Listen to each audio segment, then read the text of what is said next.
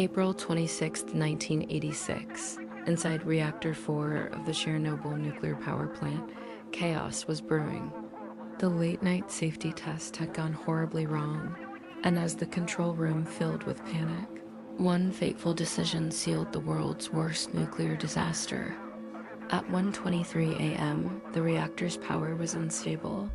The operators were confused, and in a desperate attempt to shut everything down, the AZ-5 button was pressed.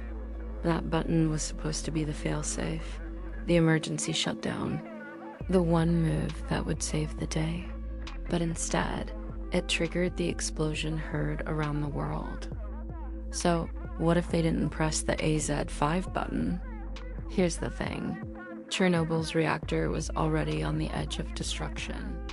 The power had dropped too low, filled with xenon poison, also with steam bubbles, and the control rods had a fatal design flaw. Graphite tips that made things worse before they made them better. If the button hadn't been pressed, the reactor might have continued to spiral out of control slowly, not instantly.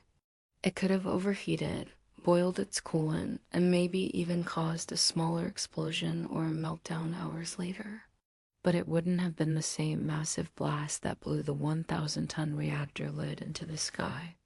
Without that final button press, the graphite tips might never have plunged into the core, and that deadly power surge might never have happened. Maybe the reactor team would have seen the rising temperatures and manually reduced power. Or maybe, just maybe, they'd still be doomed. Only delayed. In short, not pressing a Z5 might have bought them time. But the disaster was already written. The system was broken, the design was deadly, and the people running it were set up to fail.